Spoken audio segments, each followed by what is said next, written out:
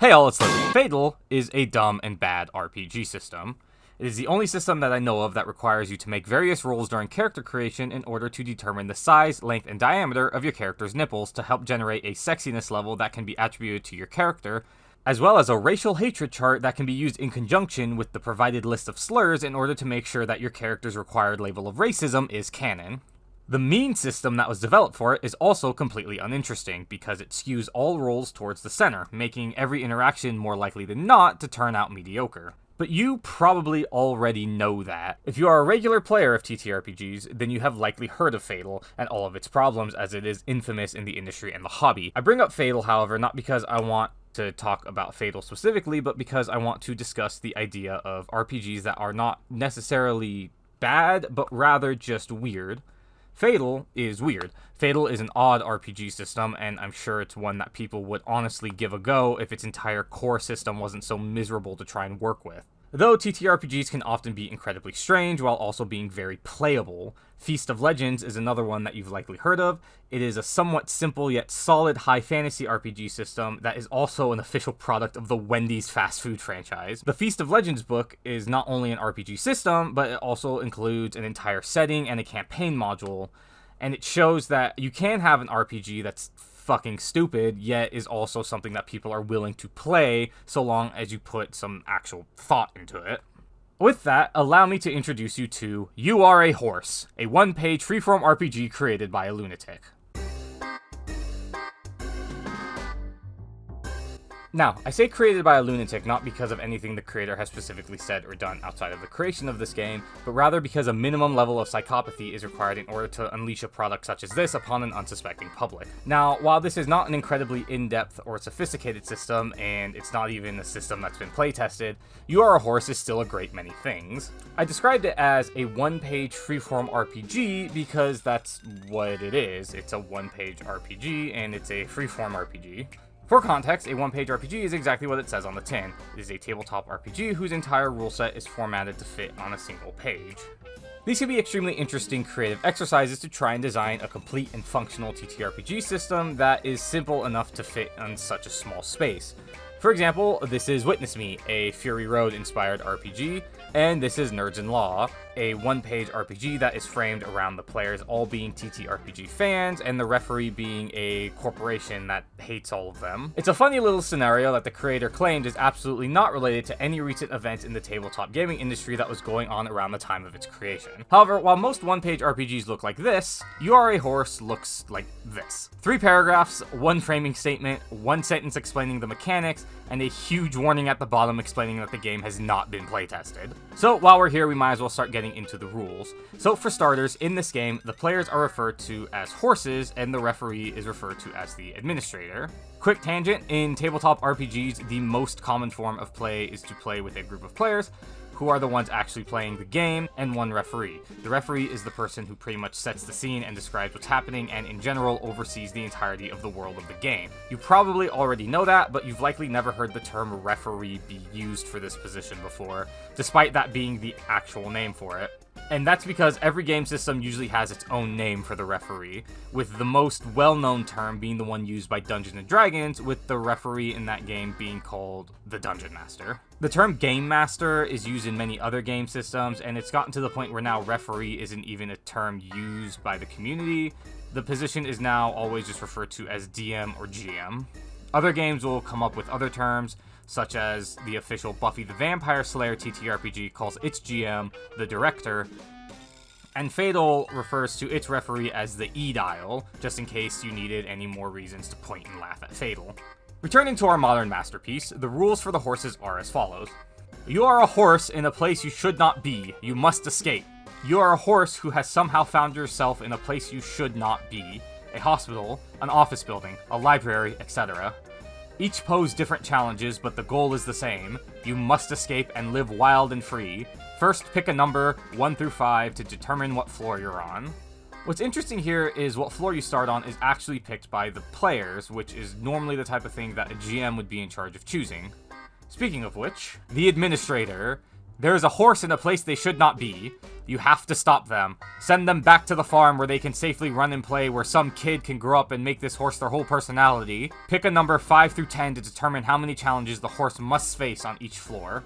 Now that we have set up the world that the system is designed for, and generally what the goals of the campaign and characters should be, let's look at the main mechanical system that makes up the game's rule set. Success and failure are determined by rock, paper, scissors. Side note, the creator has mentioned before that the original idea was to have you roll opposing dice, with success and failure being determined by if a horse beats the administrator's dice roll. However, it was changed to rock, paper, scissors because not everyone just carries dice with them all the time. This, along with the fact that you just choose a starting floor and number of challenges rather than rolling them, suggests that the game is meant to be played literally anywhere, at literally any time, just whenever you're bored or whatever. Especially since the game is meant to use only what is referred to as theater of the mind for its gameplay, meaning that there is no physical map or player tokens or anything like that.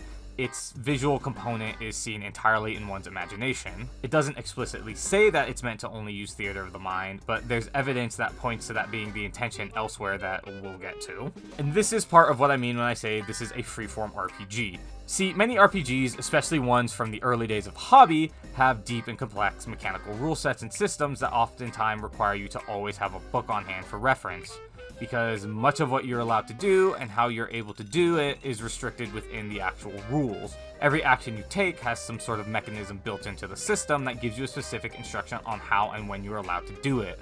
This is what we call a Gygaxian style of RPG. Because the original Dungeons & Dragons, which was co-created by Gary Gygax, began life as an expansion to the game Chainmail, which was a miniature-based war game that's similar to something like Warhammer. However, the idea of D&D was to create a war game where the players took control of just a single soldier rather than an entire army. However, as the years went on and the hobby slowly grew away from its wargaming roots, there's a larger emphasis being put on games being collective storytelling. I mean, some of the games back in like the 90s were not even called RPGs, they were called storytelling games. The current stage of evolution to all of this is the modern freeform RPG, TTRPGs that have incredibly limited mechanics that are more used as a framing device for a certain setting, with much of the emphasis being that what players can do and can't do is limited mostly by the imagination. Aaron Clooney is kind of the king of these games, with games like Anime Con being around 7 pages, with most of them being the playable character archetypes, and Magical Fury's rulebook being mostly random roll tables that you can choose to use in your games if you wish. Now, back to our lovely horse game, let's read the final part here. The horse escapes each floor by succeeding on more than half the challenges it faces on each floor. The horse is caught and sent back to the farm if it fails on more than half of the challenges it faces on any floor. If multiple horses are playing, each horse has their own challenges, but if any horse escapes, they all win. So the final paragraph is interesting because it establishes an actual end goal for both the horses and the administrator, meaning that A, this is absolutely a system meant only for one-shots, and there's a definite endpoint, and B, this is one of the few TTRPGs that sets itself up as a player versus GM system. Most TTRPGs don't work like this. The GM is meant to present challenges, but overall root for the players. See, the GM has the final say in everything in an RPG. They're essentially the god of the world. Player versus GM pretty much doesn't work as a concept because at any point the GM can literally say, you all spontaneously combust and die instantaneously, I win. And that's pretty much the entirety of You Are a Horse, a testament to taking a simple idea that literally no one asked for and bringing it into fruition. There's no character creation or anything because, I mean, fucking look at it. Just pick a horse color if you really want to, I guess, but it doesn't really matter unless you're trying to get deep into the lore of your fucking horse. And that's all of everything, haha, I'm not gonna do the joke, obviously there's more. You Are a Horse was released to the widespread acclaim of 26 upvotes on the Homemade TCG subreddit for some reason. I have no idea why he posted this there. The other ones that I'm going to talk about were posted to the one-page RPG subreddit because that's what they are, so that's where they belong. Anyway, the one and only comment that that post received, which was asking for clarification on the rule, obviously meant that the entirety of the hobby was chomping at the bit for a follow-up. And on June 22nd, 2022, the self-proclaimed sequel that no one asked for was released to widespread praise. You Are anything, is the natural conclusion to the freeform RPG, in that you can be literally anything in any situation. You can be a novelty sock hanging in the clearance section of Hot Topic with the explicit goal to be purchased by an e-girl. You can be a loose screw on the truck of a roller skate who is trying desperately not to fall off. You can be a Tolkien-inspired fantasy creature who is going on a quest to save the world, as if any D&D players would actually want that. There is, however, one single restriction. You cannot be a horse. Rather than going paragraph by paragraph like the last one, I'm just going to read the whole thing in its entirety, and then we'll go ahead and attempt to deconstruct it. So, the players are referred to as players, because what else are you going to call them at this point? And the GM is referred to as a vengeful god. You are not a horse. You can do anything you want. Player, you are not a horse, and are free to do anything you want. You are on an adventure and must find a way to complete your quest. No challenge is too big or too small. Use your skills to overcome various challenges, gather items to give to NPCs, and thank God you're not a horse. A vengeful god. You are a vengeful god in a world where many things are not horses. This is abhorrent to you. You must cause problems for all the non-horse creatures in your path. Throw monsters, wizards, and robots at them. If they succeed, they will be granted your respect and title of Honorary Horse. Success and failure is determined by rock, paper, scissors. The Vengeful God sets the scene in which the players play. Using theater of the mind, players decide on actions to further their quest and face off against the god in a game of rock, paper, scissors. Failure can result in a variety of consequences, including angry NPCs, bodily injury, or complete horsification. Success may give players an item, let them investigate a space, or kill a boss. The Vengeful God will lay these terms out in advance of the action. Alternate rules, best 2 of 3, or contested dice rules. Interestingly, we see that the dice mechanic has been added back into the game as an alternate rule. The game itself is more TTRPG than the last, mostly because there's not really a set end goal or win or lose condition. No exact numbers of successes or failures ends the game. Overall, URA Anything is, while being closer to an actual TTRPG, less compelling to me than You Are a Horse.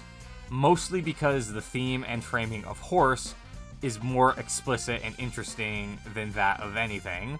Though, with the possible horsification of players by the Vengeful God, it is possible to play these two games back to back using Horse as the system for a post-horsification sequel. And that brings us to the final game. Carcinization is the name given to nature's strange habit of creating crabs. The crab is a rather hateful creature with a rather useful body. Its hard shell keeps it protected, and its claws are useful for many things. You can see how something like this evolved, and it honestly wouldn't be all that spectacular if it wasn't for the fact that it keeps fucking happening. Evolution has ended with crabs multiple times, and it seems that nature for some reason tends to prefer this body plan. But why am I explaining this to you of all people? Given the last two games, I think you already know where this is headed. Nobody asked for it. Observation is not optional. You must become a crab. Posted on August 21st, 2022, we have reached the final evolution of this franchise, and what is currently the most recent installment. In this game, the player's goal is to become a crab. During the game, the GM will reward success by giving the players crab-like features, and will punish players' failures by giving them horse-like features because horses, as the game describes them, are the least crab-like animal. In this game, the players are referred to as players, and the GM is referred to as Evolutionary Time Wizard and Wheelman Pat Sajak.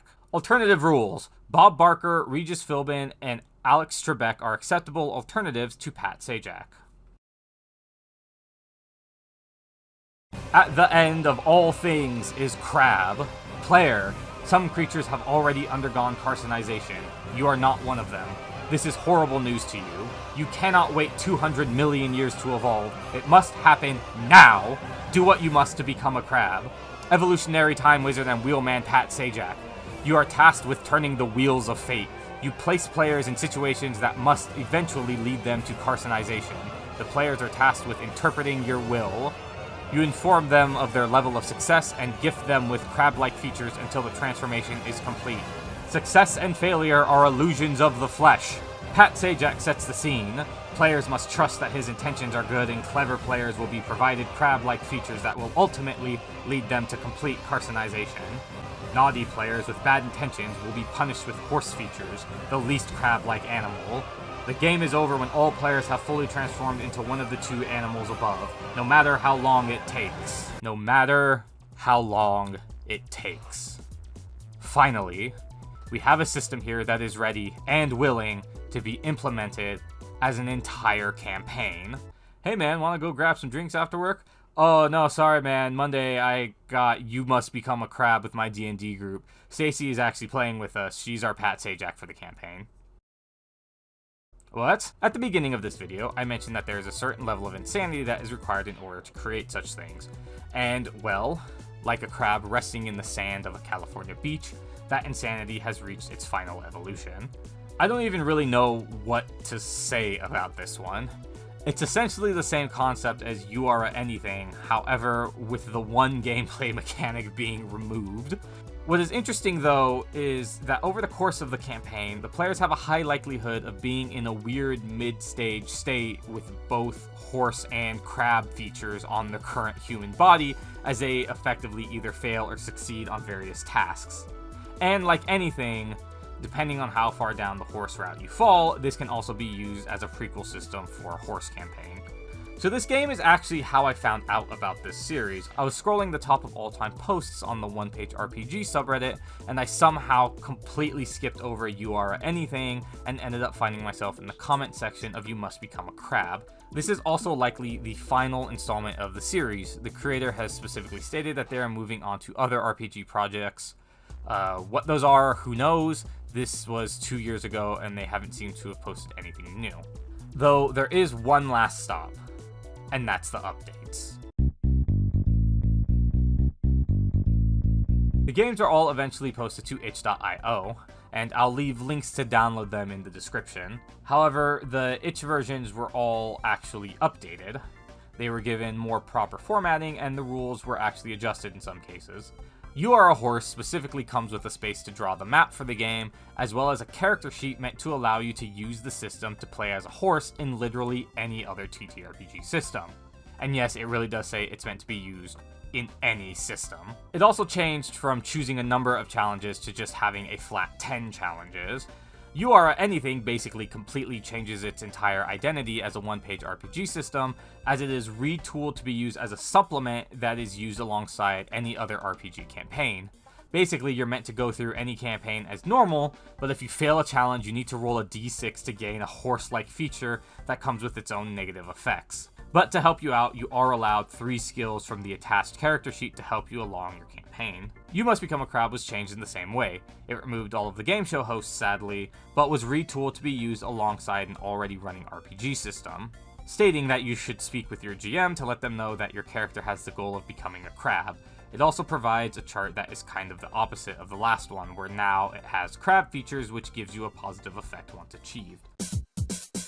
And there you have it, some new games and systems that you can use to harass your game table and group, and add onto the pile of, come on guys, let's just do a one-shot, it'll be funny games. What else is in your pile? Mine has Tales of Equestria and Fastrix, and they're only in that specific pile because I know for a fact that I'm not convincing my D&D group to play full-length campaigns of either of those, so I'll take what I can get. And that is it for the Horse Trilogy. Like I said, links to the itch pages to download the updated versions will be down in the description, as well as a link to my second channel, which is specifically a tabletop channel. It's currently a barren wasteland, and I have no upload schedule for it because I do want to keep focusing on my main channel here, really only making content for that second channel periodically when I have something about the tabletop hobby that I feel like I want to share. Hey guys, this is an outro. Subscribe. Goodbye.